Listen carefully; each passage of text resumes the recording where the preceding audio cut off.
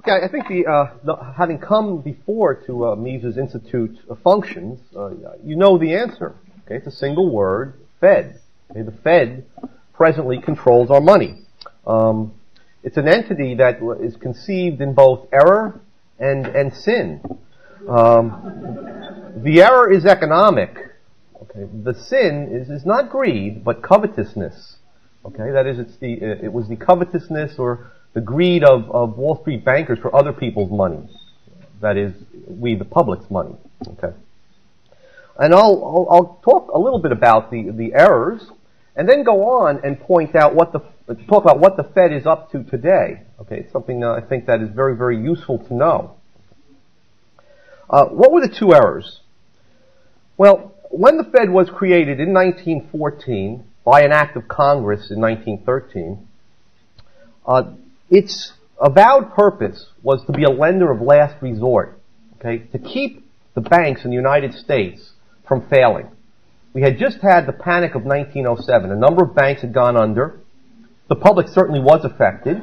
The people who kept deposits in those banks saw them disappear into thin air. Quite like what occurred during the early 1930s, when a wave of bank failures destroyed people's savings deposits and checking deposits. Okay, that was in the era before federal deposit insurance. So the Wall Street bankers got together, and you can read this in detail in Murray Rothbard's book, fine booklet, The Case Against the Fed. He has a lot of detail on this. But basically, the Wall Street bankers got together, and with certain economists who were not free market economists, put out an ideological line. And that line was that we need a lender of last resort. We're the last industrial country to have a central bank. Okay, the Bank of England was created as early as 1692. And here it is in the early 20th century, and the United States is without a central bank. This is a scandal, or so they said. Okay. Well, let's look at that argument. Why do we need a lender of last resort? Is there a lender of last resort for the computer industry? Is there a lender of last resort for the automobile industry? Okay. That is, what is so bad about businesses that fail going out of business? There's nothing wrong with that. The market economy is what we call a process of creative destruction. In order to create new and more efficient ways of producing things, or new products, you need the destruction of the older firms, okay, of the inefficient ways of doing things. No one cried when lamented the fact that the horse and buggy industry, or even the 299 automobile firms that were competing with Ford in 1910 and building cars by hand, most of them went out of business. But they were using inefficient technology to produce automobiles. Ford introduced mass production, which lowered the price of automobiles in 1910 from something like $750 down to $300 5 years later, permitting the middle class to enjoy this new mode of transportation. What was wrong with the producers of electric adding machines and slide rules going out of business as the price of personal computers came down in the 70s and 80s? There's nothing wrong with this. There's nothing wrong with failure. If entrepreneurs make mistakes, they should go out of business. This keeps them on their toes. Okay? Imagine if the government bailed out IBM, okay, when it was on the verge of collapse. IBM had lost $13 billion in the early 80s in 2 successive years, $5 billion one year and $8 billion the next year. Okay? But that was good for IBM. It was a bracing dose of competition that forced them to readjust their production methods and so on, okay, and to begin producing goods that consumers wanted. So why do we need a lender of last resort to bail banks out? Well, the point is we don't need a lender of last resort to bail banks out. Okay, if the Federal Reserve System stands ready to print up new money and lend it to failing banks, and beyond that in the 1930s to insure deposits, to make sure consumers know that their money is safe, well then you get what we had in the late 80s. You get banks and thrifts, savings and loans and so on, investing money in making bad loans in Poland, in Mexico, and other parts of Latin America. On the other hand, if you look at a free market investment firm, a firm like a money market mutual fund, they're not insured by government, right? And yet they don't lose money, right? They make very short-term loans in very safe commercial paper, government securities, and so on. Okay, there's been instances of a few money market mutual funds losing some money on the dollars invested, but the overall managers of those funds have themselves bailed those funds out in order to maintain consumer confidence in their product. Okay. On the other hand, when you and I go into a bank, what do? We look to make sure that the FDIC sticker is there, and then we don't look at the bank's prospectus. We don't care where they're investing our money. The bank knows that, and knows that if it makes unsafe loans at very high interest rates, then it has a good chance of being very, very profitable, despite the fact that it's also incurring the risk of failing. That's why we got the bank failures of the 1980s and 1990s. It goes way back to the turn of the century when the ideology of a lender of last resort was introduced. Okay, so that was the first function of the Fed, and that was erroneous. It was erroneous to think that a modern economy needs a lender of last resort.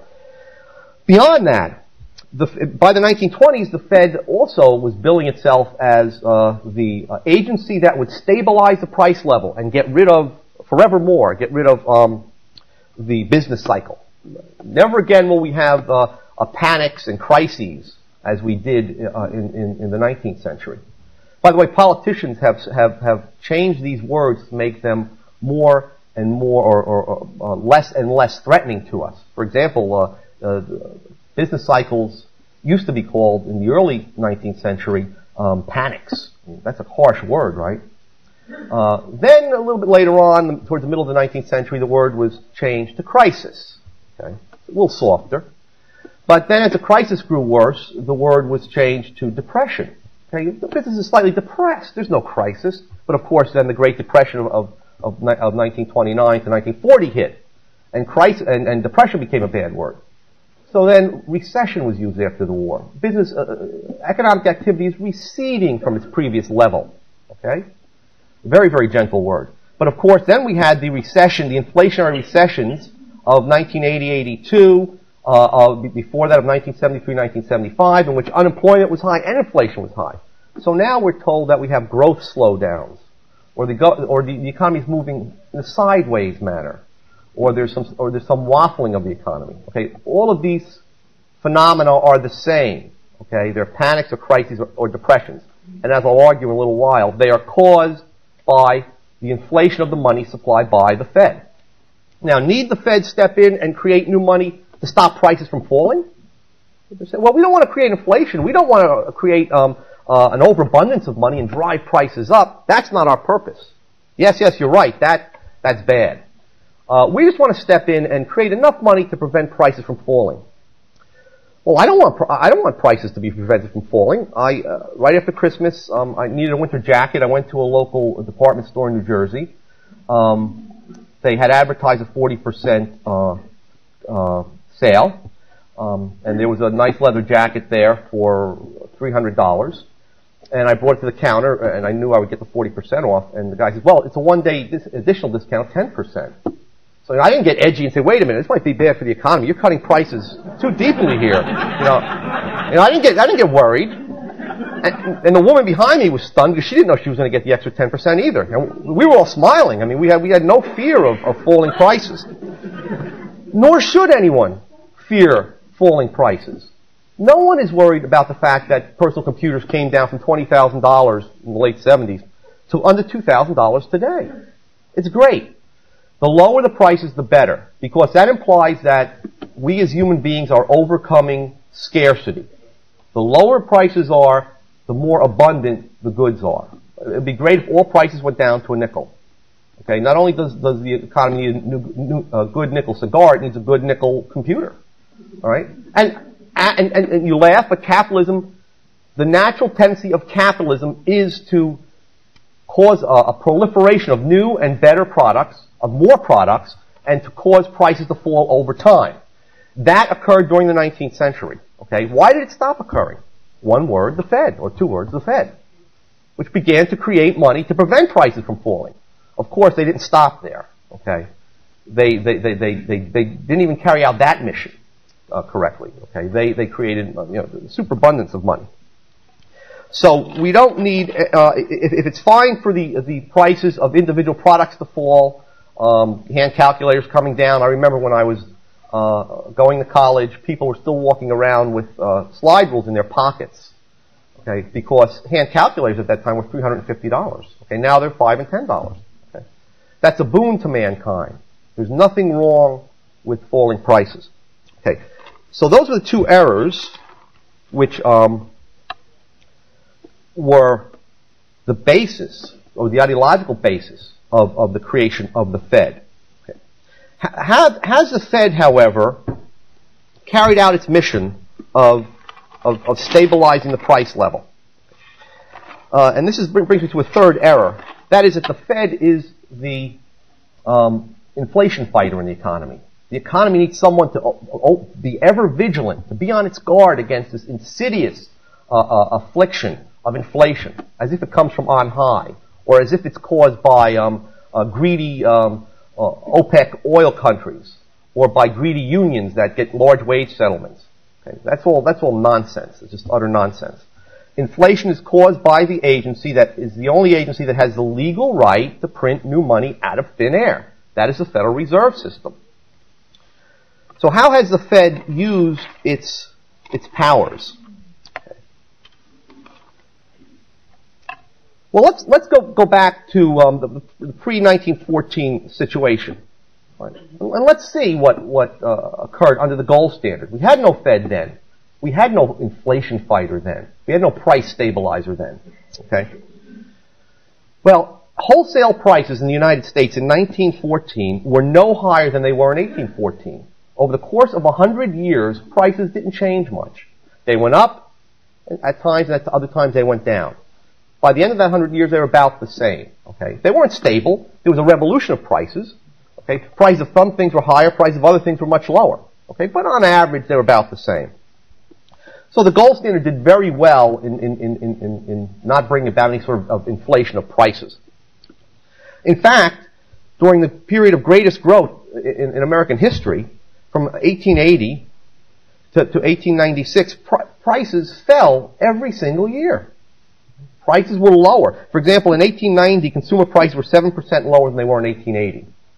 In other words, people's real incomes, in addition to raises that they were getting in work because their productivity was going up, their real incomes were increasing. Remember, if the price of an automobile is cut in half, your income in terms of the automobiles you can buy is doubled. Okay? The same thing with computers. When their price came down, your real computer income went up. You could now buy 10 computers for $20,000 instead of one. All right? So falling prices increases everyone's real income, even people on fixed incomes, on pensions. Okay? With the Fed creating new money and driving prices up, the people that feel it the most are those people who are on fixed incomes.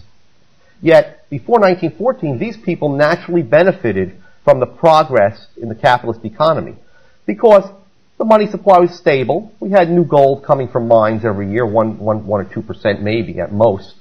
And yet, goods and services were increasing by 3 and 4% per year, which meant that prices were falling, okay, very slowly. And that benefited all of us. In fact, there was a phenomenon that was called the Great Inflation, which occurred from 1896 to 1913. New mines were discovered in South Africa in 1896, and gold poured forth onto the market from these mines. Now, this gold was then turned into coins. So the money supply was increased in the United States during that period, and elsewhere throughout the world. And what was interesting was that people were shocked by the increase in prices that resulted, and they called this the Great Inflation. Well, you want to hazard a guess at how much the price level rose? It rose by 13%. Not in 1 year, over 17 years. So people who are used to the gold standard found an increase in prices of less than 1% a year to be shocking. Okay? Now, why do we need a Fed to improve on this performance? Okay? The point is that the Fed was never really set up to improve on this performance. The Fed was set up to permit banks to legally counterfeit money and to benefit some groups at the expense of other groups. And I'll talk a little bit about that. Now, there were depressions in the U.S. during the 19th century, but they were not caused by the gold standard. They were caused by the fact that we had fractional reserve banking even then. That is, that banks, when people deposited their gold in banks in exchange for checking deposits and paper banknotes, the banks loaned out a proportion of that gold or printed up additional notes and deposits based on that gold. So instead of $1 having $1 worth of gold backing it in a vault, $1 might only have 10 cents worth of gold or 20 cents worth of gold backing it up in the vault.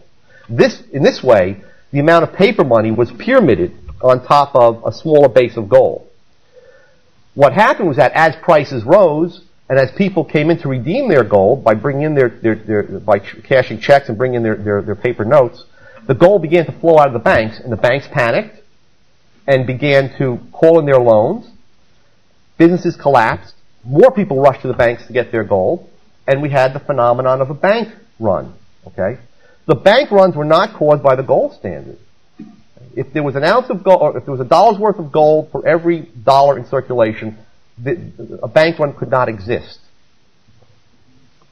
So, there were depressions, but the Fed, you didn't need the Fed to cure them either. They could have been cured by going to a hard money, 100% gold reserve currency.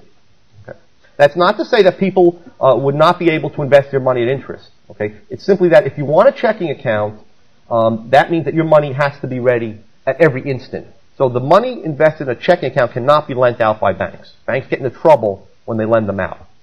If you want to save your money and earn an interest fee, well then you invest your money in a certificate of deposit as you would do today. In that way, the money will be loaned out by the banks for six months, let's say, but you're not permitted to take that money for 6 months. So there is no addition to the money supply. Okay. So in a world in which we got rid of fractional reserve banking, it would be true you and I would have to pay a small fee for our checking accounts. But on the other hand, our money would always be there. We wouldn't have problems with banks making bad loans and so on. If we wish to invest our money legitimately at interest, we could do so through banks by purchasing certificates of deposit or putting it in money market mutual funds. Okay. Now, what about the performance of the Fed compared to the performance of the gold standard in the 19th century? In 1914, there was about $11 billion in terms of the currency that people had in their wallets and the balances in their checking accounts. There was $11 billion in circulation in the United States. Okay. That was the first year of the Fed, as I mentioned. By 1946, it went from 11 billion to 107 billion. Okay? That is, the money supply increased tenfold. The amount of gold in the economy certainly didn't increase that much. Okay? By 1971, the money supply had more than doubled from 100 billion in 1946 to 225 billion. Now, 1971 was the last year that there was any link at all between gold and the dollar. Okay? At that point, the United States, or during that year, the United States was losing its gold to other countries. During the 60s, to finance the Vietnam War and to finance President Johnson's Great Society programs, the United States government engaged in an, excuse the word, orgy of inflation. Okay? In order to pay for these programs without having to raise taxes. Right? Having done that, these dollars piled up outside our country. Okay? Foreign governments, as these dollars were spent on imports, foreign governments got a hold of them and held them because the dollar, still at that point in the early 60s, was as good as gold. The U.S. may have had something like $25 billion worth of gold. American citizens could not convert their dollars into gold, right? That was not permitted. From 1933 onward, we were not permitted to convert dollars into gold. However, under an agreement, the Bretton Woods Agreement of 1946, foreign governments could convert their dollars into gold, so they were willing to hold dollars. And they were holding maybe $12 billion worth of gold, $12 billion of convertible dollars. And the U.S. Treasury had $25 billion worth of gold. So everyone felt this is great. You know, we'll hold dollars rather than demanding the gold. However, after the inflation, after more dollars had piled up, there was something like $80 billion now in the world economy held by foreigners. And the U.S. government, which had lost some gold as France and Germany began to turn their dollars in, our gold stock was down to $12 billion. So now there was $12 billion, which had claims of $80 billion in the world economy, only $12 billion worth of gold left. There was a run on our gold stock. We had tried to prevent it in the late 1960s. France wanted to turn in their dollars for gold. And we told them, well, you can do that, but we'll remove our nuclear umbrella. Okay, we'll stop protecting you from the Russians. We did the same thing to the West Germans. Okay, so basically it was blackmail. But the whole game was up by 1971. We certainly didn't have enough gold to convert people's dollars, foreign governments' dollars. So at that point, President Nixon, in effect, declared bankruptcy and went back on a solemn pledge. He closed the gold window. There was no more discipline on money creation left. Okay, the last link to gold was gone. It had been cut. So from 1971 to the end of 1996, remember I told you in 1971 we had about $200 billion in checking account money and currency in the United States. It quintupled to over by the end of 1996 we had over $1 trillion of M1 in our economy. Okay, quintupled. Okay. Now, remember we started with 1914, there was $11 billion in the economy in circulation. Now there's $1 trillion. Where did all that new money come from? The Fed created it out of thin air. Every dollar of that new money that was created over the years, in effect, was counterfeiting, and as all counterfeiters, it affected a redistribution of income from one person to another person. In other words, if there's a counterfeiter in your neighborhood who counterfeits $10,000 worth of bills, and goes and begins to spend them in the retail outlets in your neighborhood, that's going to drive prices up. There are no more goods available in the stores. Prices will go up. And you and your family and others in the neighborhood will now face higher prices, which means that even if your money income that you earn from your jobs and your investments stay the same, your real income is dropping.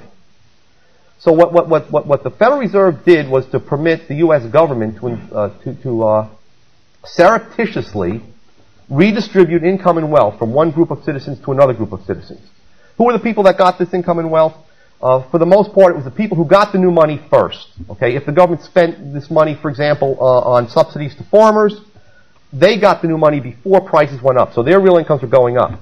Okay, if I get this new money 18 months later, because finally there's an increase in the demand for financial services in New York, where I work, and some of these people who are getting higher salaries there increase their demand for an MBA education at my school, well, then 18 months later, I have an increase in my salary.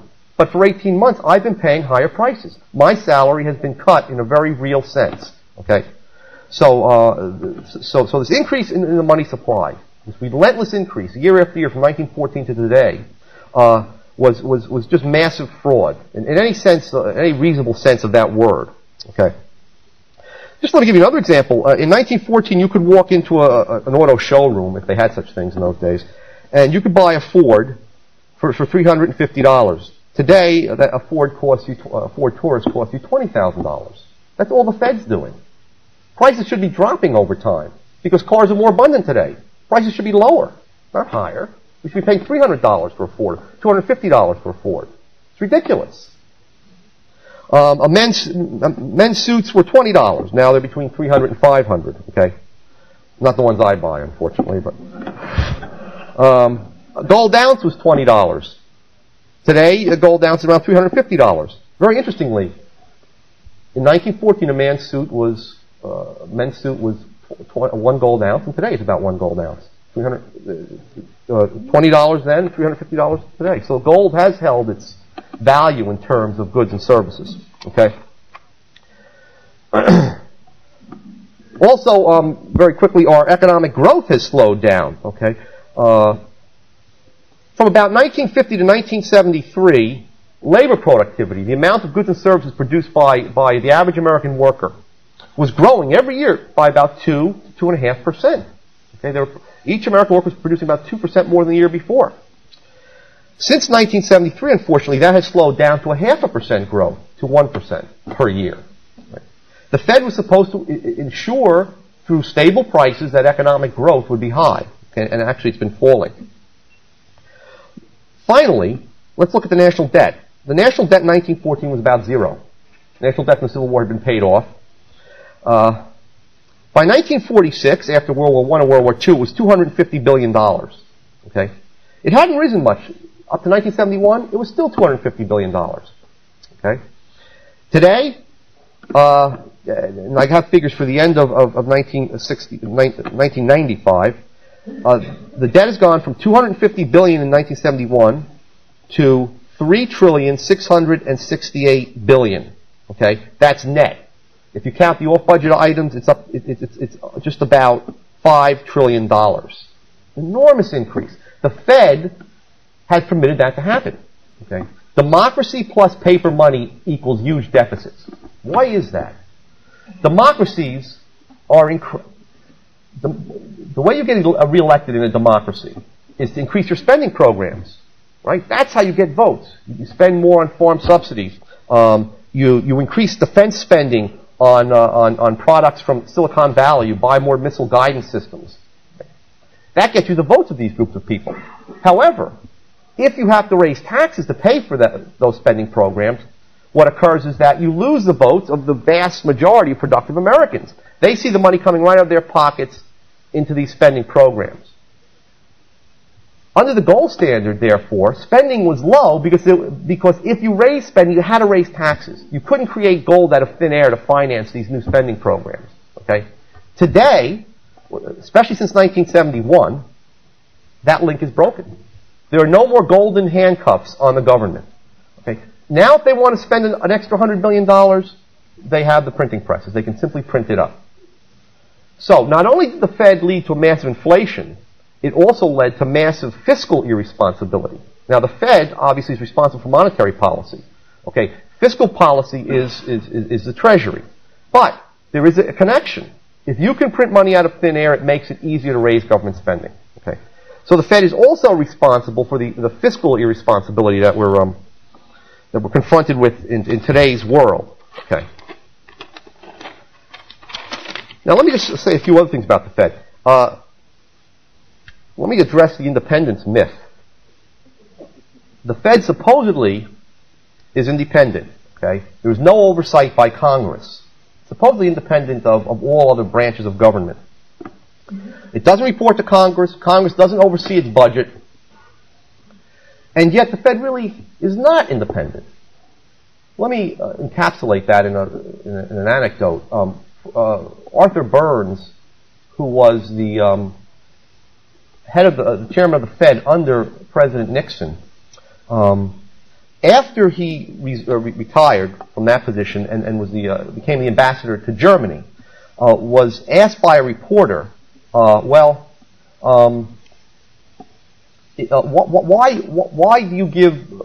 does the president tend to get the monetary policy that he wants?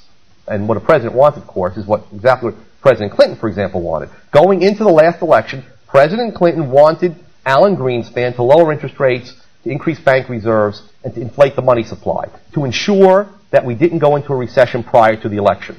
Studies have shown that American voters are very interested in how the economy is performing about 1 year before the election. Okay? The 1 year leading up to the election is very crucial. If the economy is in a recession, the incumbent president will lose a lot of votes for that reason. And as a result, many will lose elections. That happened to President Bush. We were slowly recovering from a recession that we were in 1990-91.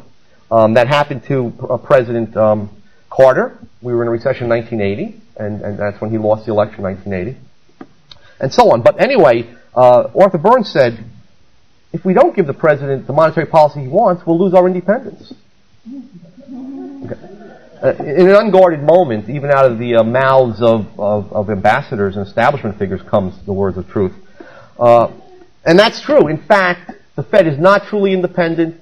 There's a lot of pressure exerted on the Fed by the incumbent president and by his party to ease monetary policy, that is to inflate the money supply before an election. Okay? And they tend to give into that pressure, okay, as Greenspan did. In fact, remember, the chairman is reappointed every 4 years, and they want to get reappointed. Okay, Let me just say a few words about the Fed using its money-creating powers to feather its own nest. Okay? Not only does it give the president the monetary policy it wants, or the president wants, but an inflationary monetary policy is also directly beneficial to the Federal Reserve System. The Federal Reserve owns $451 billion in assets. Okay? These are mainly interest-bearing government securities. In today's world, when the Fed creates new money, it doesn't run the printing presses. The printing presses are at the Treasury. Okay? That's not how the Fed creates new money. What the Fed does is to go out and buy government bonds from the market. Okay? Where does it get the money to buy those government bonds? Just simply write the check on itself. Okay? It doesn't even have to write a check. You just put just input some data into a computer. Okay? That check that it writes on itself is then paid over to the bond dealers, who then deposit in the banks, and that money becomes reserves. Those reserves are multiplied, and if you want to see how this occurs, Murray Rothbard talks about it in the case against the Fed, or even in his book, What Has the Government Done to Our Money? Those reserves are multiplied, and the money supply increases as a result. Okay. So every year since the Fed has been inflating the money supply, it's been buying government bonds. So now it owns over $400 billion worth of these bonds, interest-bearing bonds. Now the interest it earns on these bonds, in 1995, for example, totaled $22 billion in that 1 year. It has to refund some to government, to the Treasury. It refunds $20 billion, but it keeps the other $2 billion for itself. So that they have an air force of, you have to use this money for something, right? They have an air force of 47 Learjets and cargo planes. Okay. Just last year, it was found out that the Fed kept a $100 million slush fund. Okay, that came out. Their buildings, there's new building going on in Dallas and Minneapolis and other areas where the real estate market is depressed and businesses are cutting back. But the Fed is building. Okay, the salary of the chief of maintenance of the Fed, okay, who has the Fed in, I guess this might be in Dallas, is $163,000. Okay, the maintenance chief, it's $163,000. Okay, 72 Fed employees earn $125,000. The maintenance chief, by the way, makes more than the Secretary of State or the Secretary of Defense. Okay. Okay, now, what is the Fed up to today? Let me spend a little bit of time on that. Okay, it's very, we're facing a very puzzling situation. Let me just go back to the 1920s for a moment. Let me point out that the Austrian School of Economics, and you'll find most of the Austrian economists in the United States associated with the Mises Institute. So really, only the Austrian School of Economists fully understand the inflationary phenomenon. Almost every other school of economics defines inflation as an increase in the price of consumer goods, or an increase in the CPI. Okay. But this leaves out of account a tremendous number of other implications of increasing the money supply. Austrian economists define inflation as an increase in the money supply. When you increase the money supply, you do many other things than simply drive up the price of consumer goods. And in fact, these other things cause greater maladjustments in the economy than a simple rise in consumer goods prices. Now, if you look at the 1920s, let me just very briefly talk about the 20s and 1980s, and then I'll talk about the 90s. In the 1920s, prices were pretty stable. From 1921 to 1928, the year prior to the stock market crash, wholesale prices hadn't changed. They were constant. So American economists, led by Irving Fisher, the father, or who was a forerunner of monetarism, told us that we have abolished the business cycle. Okay, from now on, we'll face permanent prosperity. The Fed has found a way to stabilize the price level. Okay, a few months after he made this statement, of course, we had a massive stock market collapse, and followed by a deep depression. Why was that? Well, because the Fed, in fact, and by the way, Austrian economists, Ludwig von Mises and Friedrich Hayek, looking at the American situation in the mid-20s, said there's going to be a great crash coming. Because even though American prices, consumer goods prices, are stable, there has been a massive increase in the money supply at about 6.5% to 7% per year. Why then weren't consumer goods prices rising? They weren't rising because of the tremendous technological innovation and capital accumulation. There was a lot of increase in machinery and so on going on every year, and the amount of goods and services in the American economy was increasing. And that was met by the increase in the money supply. So, the increase in consumer prices did not show up. However, what the Austrians pointed to was we had interest rates falling, being pushed down artificially. With lower interest rates, we had more businessmen borrowing money and investing in what we call higher order goods, investing in new electric utilities, steel plants, and so on. We had the stock market booming. We had the real estate market booming. So the manifestations of the inflation of the money supply were in these other markets, stock market, bond market, real estate market, and so on. We did have a recession. When the Fed became fearful of the bull market in 1928 and stepped on the brakes, stopped increasing the money supply as swiftly, interest rates shot up, businessmen found that they had made mistakes in investing in these capital goods, there were layoffs, and the country went into a depression. Okay? Only the Austrian theory of the business cycle has an explanation for that. The same thing happened in the 1980s. Okay? In the 1980s, when Mexico almost failed in 1982, almost defaulted on its debt to the Wall Street banks, the Federal Reserve System began to pump up the money supply to bail Mexico out. So the supposed Reagan recovery that was supposedly due to these tiny tax cuts that his supply side advisors had talked him into carrying out was really due to a massive inflation of the money supply that occurred from 1983 to about the end of 1986. Okay?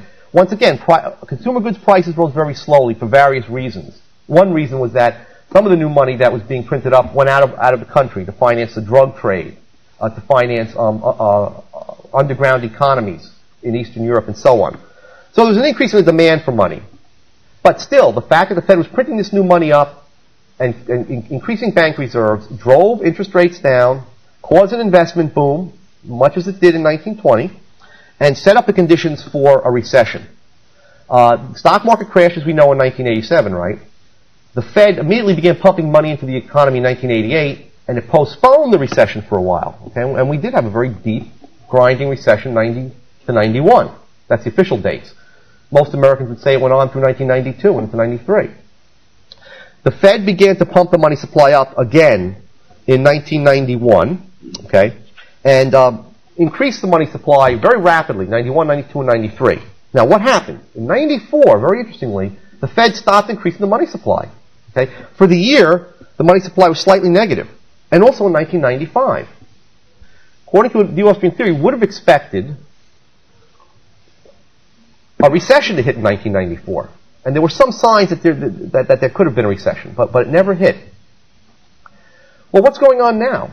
What happened was this. In 1994, or actually 1995 and 1996, okay, even though the money supply, again, was in 95 was not increasing, and in the first half of 96 it wasn't increasing, what happened was that there was foreign governments which were in the recession longer than the United States. The recession was lingering in Japan and Europe, began to increase their own money supplies, okay, francs and pounds and yen and so on. That drove down their interest rates. So interest rates for a while in the world economy in 94, 95, 96 were lower than they were in the United States. What that resulted in was foreign capital flowing into the United States at a very, very high rate in 95 and 96. Okay. This foreign capital was used to buy up American U.S. government securities. That drove our interest rates down. Okay, remember, if interest rates are low in one part of the world, money flows to where they're high and drives them down in the other part of the world. So we had an investment boom here in the United States. Okay, it was a result of inflation in foreign countries operating through our balance of payments. And what that did then was as interest rates fell in the United States, that pumped up the stock market. So we had this bull stock market in 95 and 96 that was financed basically by foreign capital. Right? Now, in addition, in late 96, and to help Clinton out, Greenspan did begin inflating the money supply again, driving interest rates down and inflating the money supply. But not by very high levels. What we face now is the following. Foreign governments are starting to worry about inflation. Oh, by the way, there's also been some pressure on the Japanese to make sure that they keep buying U.S. government securities. Because if they stop, and if they begin to sell them, their banks are in a lot of trouble. Their banks hold stocks in their stock market, which is plummeting. Real estate, which the real estate market in Japan collapsed. If these banks were forced to liquidate, they would have to sell their U.S. government bonds. The dollar would drop, capital would flow out of the United States, and you would find the recession hitting in the United States. You'd find a collapse of the stock market. So we're on the edge of a precipice in the United States, okay? We're about to fall off, okay? If you recall, Alan Greenspan's remarks, I don't know, it was a month ago or 2 months ago, that the boom in the stock market may be artificial or may be speculative. Okay, that scared the stock market. The stock market is very, very nervous. Okay, anything that drives up interest rates, and especially a flight from U.S. Treasury securities, will bring about, I'm convinced, a drop in the stock market, right? And followed most likely by a very, very severe recession. So this is at the crossroads that we're at right now, okay, as a result, as I said, not only of intellectual error, but of the sin of covetousness, okay? We're stuck with this monstrous entity that has our economy on the verge of a huge collapse in the stock market, and possibly a very grinding recession. Okay, I'll stop here.